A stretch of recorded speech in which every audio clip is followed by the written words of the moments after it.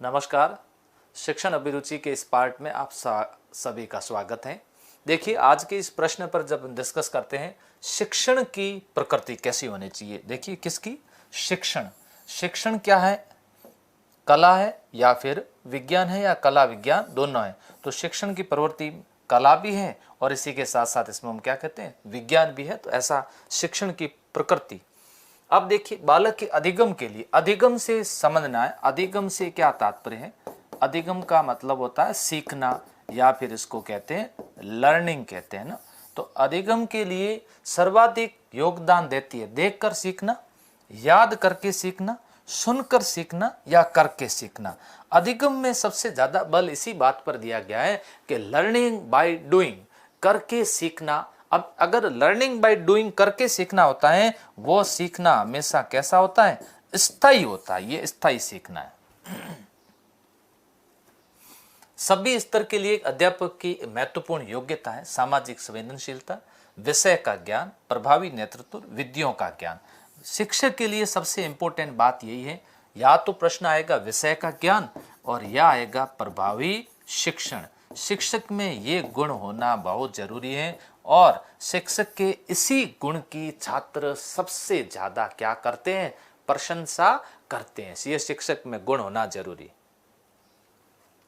यदि एक अध्यापक अपने कार्य को नकारता है और शिक्षण से बचता है, इसका क्या कारण? नैतिक मूल्यों का अभाव है, शिक्षण अभिक्षमता का अभाव है, कार्य करने की क्षमता का अभाव है, व्यवसायिक नैतिकता का क्या है? अभाव है। देखिए, व्यवसाय के प्रति भी अपनी क्या होनी चाहिए? नैतिकता होनी चाहिए, अपनी प्रतिष्ठा होनी चाहिए।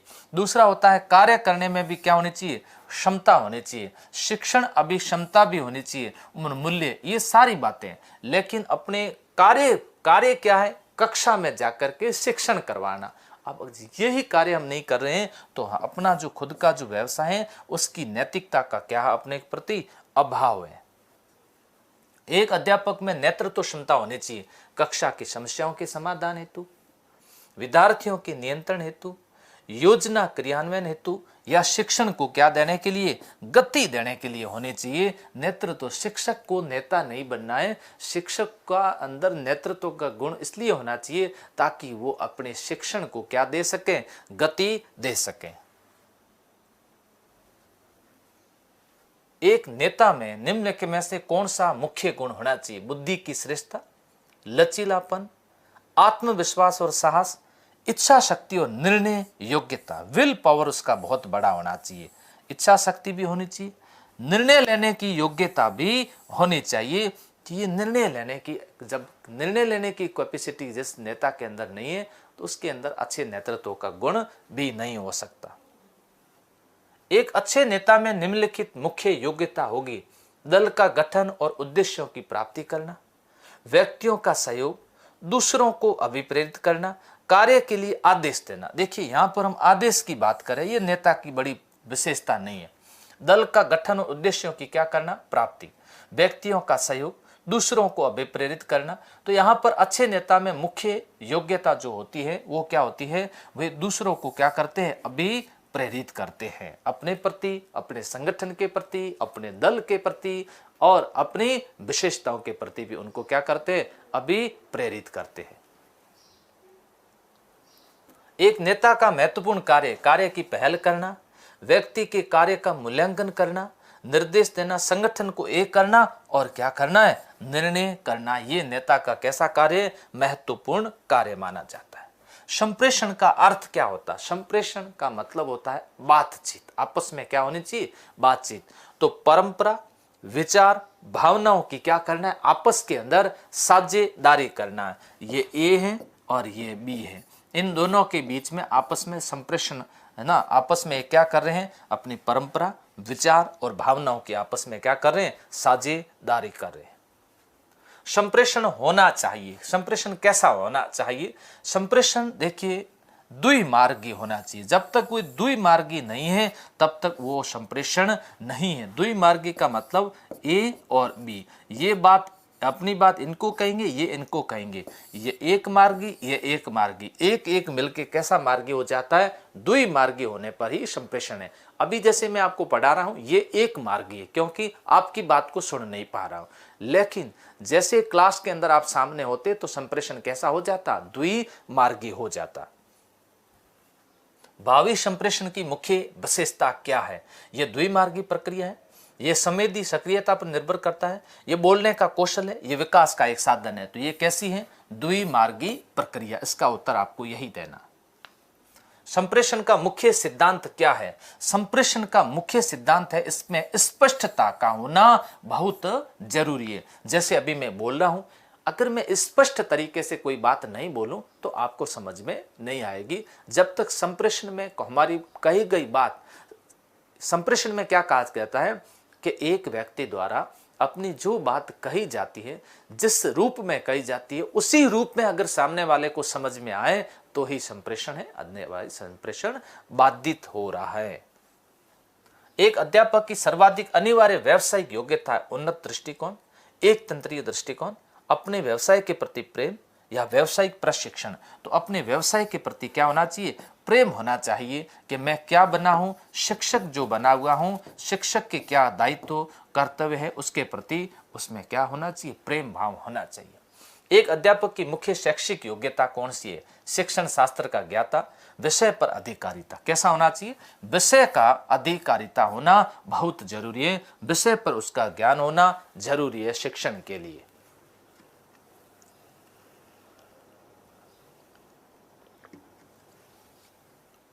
एक अध्यापक की मुख्य शैक्षिक योग्यता है विषय का अधिकारिता। होगी, डिस्कस हो गया, इसके ऊपर अगले पर चलते हैं। एक अध्यापक का अनिवार्य व्यक्तित्व संबंधी गुण कौन सा है? विद्यार्थियों से प्रेम, शारीरिक मानसिक स्वच्छता, उच्च नैतिक चरित्र, आलोचनात्मक दृष्टिकोण नहीं होना चाहिए। कैसा होना चाहिए? उच्च नैतिक चरित्र होना चाहिए। अब देखिए, आलोचना करने वाला नहीं हो, विद्यार्थियों से प्रेम करने वाले तो होते हैं, लेकिन साथ साथ में उच्च नैतिक चरित्र होना। एक अध्यापक का मुख्य कार्य निम्न में से कौन सा? विद्यालय का बजट बनाना, शिक्षण अधिगम, विद्यार्थियों को मार्गदर्शन, संस्थागत कार्य। ये संस्थागत कार्य नहीं है, शिक्षक का कार्य है शिक्षण करवाना, अधिगम करवाना, बच्चों को ज्यादा से ज्यादा बातें क्या करना, सिखाना। यह ध्यान रखिएगा, आपको ऐसे ऑप्शन मिलेंगे जो लगभग सब एक जैसे ही नजर आएंगे। प्राथमिक स्तर पर अध्यापक विद्यार्थी संबंध होने चाहिए। प्राथमिक स्तर पर कैसे होने चाहिए? मानवीय और मित्रतापूर्ण, संकीर्ण या विशिष्टकरण, सहानुभूतिपूर्ण और स्नेहपूर्ण।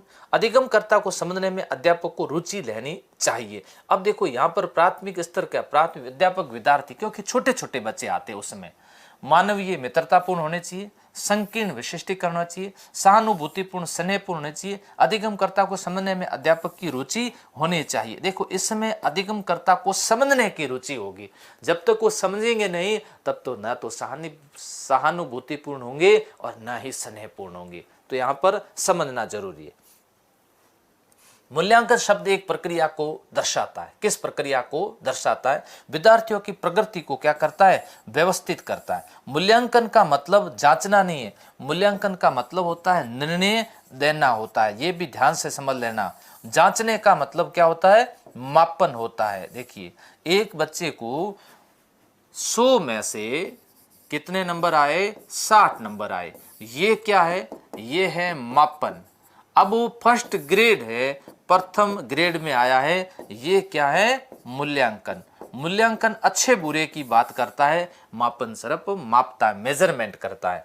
प्रगति को क्या करना है? व्यवस्थित करता है। सृजनशील व्यक्ति निम्न में से कौन सा गुण रखते हैं? सृजनशील जो व्यक्ति होते हैं वे जिज्ञासु प्रवृत्ति के होते हैं। सृजनशीलता वाले होते हैं उनके अंदर अपसारी चिंतन होता है, अपसारी चिंतन होता है और जिज्ञासु प्रवृत्ति के होते हैं। सृजनशीलता को दर्शाने के लिए निम्न में से कौन से विषय की प्रकृति उपयुक्त? इतिहास, चित्रकला और कला। सृजनशीलता में नई चीजें होती है ना, नई नई चीजें। क्या सृजनशीलता में क्या किया जाता है? निर्माण किया जाता है। जब नई नई चीजों का निर्माण किया जाता है तो निर्माण करना का मतलब चित्रकला और कला कहते हैं, नवीनता लाना इसके अंदर। बालकों में सामाजिक संवेदनशीलता को पैदा करने की निम्न में से कौन सी विधि सर्वोत्तम है? व्याख्यान है, पुस्तकें और साहित्य है, चित्र और नाटक है, घर और समाज में वास्तविक जीवन के उदाहरण है। देखिए, संवेदनशीलता, सामाजिकता के प्रति संवेदनशीलता पैदा करने के लिए क्या किया जाएगा? चित्र और नाटक। सामाजिक संवेदनशीलता। बालक के सामाजिकरण का उद्देश्य होता है व्यक्तिगत और सामाजिक समायोजन में वृद्धि करना, बालक की अभिवृत्तियों, पसंद और विश्वासों का विकास करना, एक सामाजिक समूह के प्रतिमानों को विकसित करना, समूह मानकों को ग्रहण करने योग्य बनाना। देखिए, सामाजिकरण का उद्देश्य क्या होना है? बालक के सामाजिक समायोजन वृद्धि, बालक की अभिवृद्धि, पसंदों, विश्वासों का क्या करना? विश्वास करना, एक सामाजिक समूह के प्रतिमानों को विकसित करना। प्रतिमान का मतलब क्या होता है? मॉडल। उनको क्या करना है? विकसित करना, जिससे उसमें किसका विकास होगा? सामाजिकरण का विकास होगा। बालक बालिकाओं के सामाजिक विकास का आधारभूत अभिकरण क्या है? आधारभूत क्या है? समुदाय। क्या है? समुदाय। देखिए, माता पिता और परिवार नहीं, सामाजिकता का विकास फिर समुदाय में होगा या फिर विद्यालय में होगा। तो आधारभूत कौन सा है? समुदाय। शुरुआत यहां से होती है और उसके बाद में औपचारिक कौन सा हो जाएगा? विद्यालय। यहां औपचारिक सामाजिकता का विकास होता है।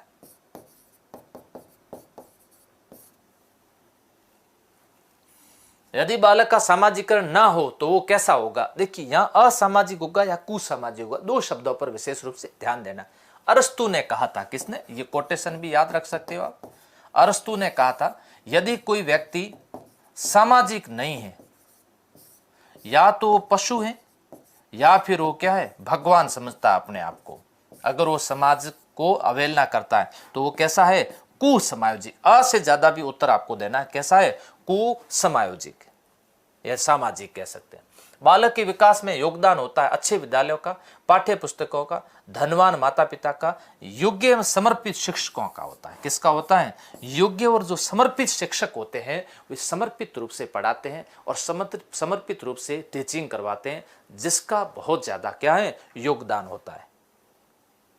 सामाजिक बुराई को दूर करने के लिए आप जन चेतना जागृत करेंगे, संकल्प लेंगे, कुछ नहीं कहेंगे, पोस्टर चिपकाएंगे, जन चेतना जागृत करना है। नाटक वगैरह, नुक्कड़ नाटक करेंगे और नुक्कड़ नाटक के माध्यम से जन चेतना जागृत की जाती है और जन चेतना जागृत करके सामाजिक बुराई को दूर किया जाता है। 15 अगस्त 26 जनवरी को नाटक भी किए जाते हैं।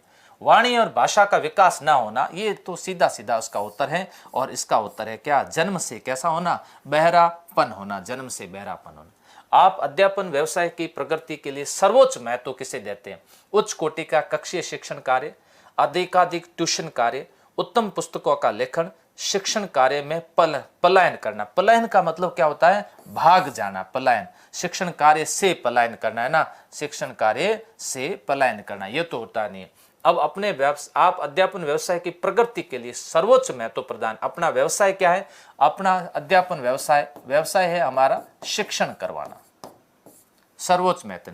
अधिकाधिक ट्यूशन करवाएंगे। फिर ये लीजिए, ट्यूशन भी नहीं करवाना। उत्तम पुस्तकों का लेखन करना है या उच्च कोटि का कक्षीय शिक्षण कार्य करवाएंगे। तो उच्च कोटि का क्या करवाएंगे? कक्षीय शिक्षण कार्य करवाएंगे। शिक्षा मनोविज्ञान के अध्ययन से शिक्षक को क्या लाभ हो सकता है? बाल विकास का ज्ञान हो जाता है, व्यक्तिगत रूप से स्वच्छ सुंदर रहता है, आध्यात्मिक ज्ञान हो जाता है, या बालकों की मनोवृत्ति समझने में क्या रहता है? सहायक रहता है। अब कक्षा के अंदर बच्चे किस प्रकार के हैं, किस प्रकार की उनकी मनोवृत्ति है, वर्तमान में उनकी पढ़ने की रुचि है या नहीं है, ये सारी बातें। अब वर्तमान की सारी शिक्षण पद्धतियाँ किस पर आ गई है? ऑनलाइन हो चुकी है। अब आपकी मनोवृत्ति जब भी होगी तब आप लोग क्या करोगे? पढ़ाई करोगे, नहीं तो तुरंत कर दोगे गुरुजी का स्विच ऑफ कर दोगे। जब जचेगा तब गुरुजी ऑन हो जाएंगे। ये वर्तमान की पद्धति आ गई है। भूल सुधार पद्धति को किस प्रकार बढ़ाया जा सकता है? खेल विधि से, स्वतंत्र रूप से, दृश्य सर्वे सामग्री से, या फिर कैसी तरीके से? नाटकीय तरीके से। निम्न में से कौन सी दृश्य सर्वे सामग्री? देखना और साथ साथ में चित्र भी देख सकते हैं और सुन भी सकते हैं। रेडियो तो केवल सुनने के काम आती है तो सर्वे हो जाएगी। ब्लैक बोर्ड पर केवल देखते हैं तो दृश्य हो जाएगी। OHP और हेड प्रोजेक्टर है, ये केवल देखने में काम आता, सुनने में नहीं। तो टेलीविजन जो है, टीवी, ये दृश्य भी है और दूसरी कैसी है? सर्वे भी। दो प्रकार के साथ साथ। शिक्षक और प्राचार्य एक दूसरे के प्रतिद्वंदी होते हैं, मित्र होते हैं, सहयोगी। एक दूसरे के कैसे होने चाहिए? सहयोगी होने चाहिए, मित्र नहीं। मित्र शब्द में तो कोई आवश्यकता नहीं, वहां विद्यालय में मित्रता करने तो जाते नहीं। इसके अलावा विरोधी नहीं, तो कैसे? प्रतिद्वंदी होते हैं। निम्न में से कौन सा आपका ध्यान सदैव आकर्षित करता है? आर्थिक उपलब्धियां, आत्मसम्मान, कर्तव्य चेतना या सामाजिक बुराइयां? ध्यान हमेशा आकर्षित होता है किसके प्रति? कर्तव्य चेतना के प्रति हमारा ध्यान आकर्षित होता है। यदि कोई अभिभावक अपने बच्चे के बारे में यह शिकायत करें कि उसे जानबूझकर 6 माही परीक्षा में कम अंक दिए गए हैं, तो आप क्या करेंगे? अगर इस प्रकार की शिकायत करें, मामले की छानबीन का आश्वासन देंगे, प्रधानाचार्य संपर्क करने की राय देंगे, कोचिंग कक्षा में जाने की राय देंगे, वार्षिक परीक्षा में छात्र की मदद करने का वादा करेंगे। कभी भी ऐसा नहीं करना। छानबीन, छानबीन का मतलब क्या है? कारणों को जानना, कारणों को जानना। तो कारणों को जानने का क्या करेंगे? प्रयास करेंगे। गणित किस प्रकार का विषय है? गणित कैसा विषय है? तर्क आधारित विषय। गणित में बिना तर्क की बात नहीं की जाती, क्योंकि गणित पूरा लॉजिक आधारित है। गणित के अंदर लॉजिक होते हैं, यह रटने की बातें गणित में नहीं है। इनमें से कौन सा गुण अपने छात्रों में सर्वाधिक पसंद करेंगे? जिज्ञासा, आज्ञाकारिता, सहानुभूति, सहयोग। सबसे ज्यादा बच्चे के अंदर कौन सा गुण होना चाहिए? जिज्ञासा होनी चाहिए। किसकी जिज्ञासा? पढ़ने की जिज्ञासा होनी चाहिए। और जब पढ़ने की जिज्ञासा है तो शिक्षक को सबसे ज्यादा क्या आते हैं? बच्चे पसंद आते हैं। आपके विचार में शिक्षण व्यवसाय में धन कमाना चाहिए, समर्पित रहना चाहिए, केवल समय काटना चाहिए, पूर्ण निष्ठा रखनी चाहिए? बिल्कुल। इसके अंदर कैसी होनी चाहिए? समर्पित से भी ज्यादा है कैसी? पूर्ण निष्ठा होनी चाहिए। रविंद्रनाथ टैगोर ने कहा था, एक अध्यापक को सारा जीवन क्या करते रहना चाहिए? ज्ञान ग्रहण करते रहना चाहिए, नहीं तो वो ईमानदारी से पढ़ा नहीं सकता है। अगला प्रश्न,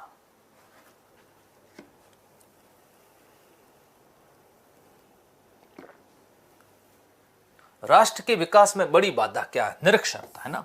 अनपढ़ जो लोग हैं ये राष्ट्र के विकास में क्या है? बाधक बने हुए।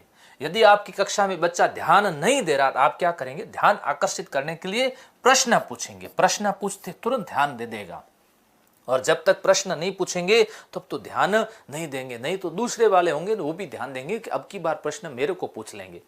अध्यापक को अध्यापन कार्य से प्राप्त खाली समय का इस्तेमाल करना चाहिए। ट्यूशन करके, ज्ञानवर्धक सामग्री को पढ़कर। मंद गति वाले विद्यार्थियों को क्या करना है? समय के अलावा पढ़ा करके करना चाहिए। ये एक्स्ट्रा टाइम उनको मंद गति में सीखने वालों को देना चाहिए।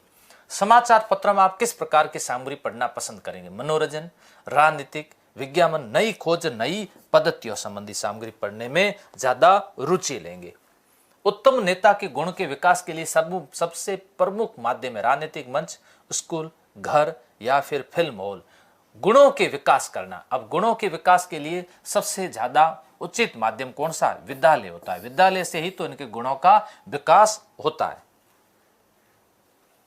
विद्यार्थियों में नैतिकता के विकास के लिए आवश्यक है पारिवारिक माहौल, धार्मिक व्याख्यान, ईश्वर में आस्था, अच्छे बुरे का अंतर महसूस करना। अच्छे बुरे का क्या करना है? अंतर महसूस करना। तभी तो नैतिकता हम क्या कहते हैं? ये सही नहीं है, ये सही है ना।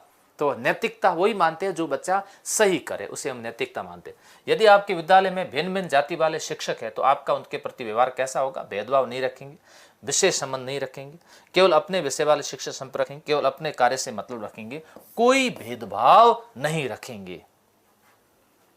नेता का समय किसके लिए? देश के लिए। किसके लिए? नेता बनना नहीं, और बनना है तो अपने किसके लिए? देश के लिए समय निकालना चाहिए। नहीं तो नेता बनने की कोई किसी प्रकार की आवश्यकता नहीं है। तो ये लीजिए दोस्तों, आज के इस सेशन के अंदर अपन ने इसके बारे में डिस्कस किया। आगे मैं कोशिश करूंगा कि निरंतर इस प्रकार की श्रृंखला लेके आऊंगा, ताकि 1000 से भी ज़्यादा प्रश्न आपको करवाऊंगा, और ये प्रश्न आपके लिए वेरी इंपॉर्टेंट रहेंगे। Thank you.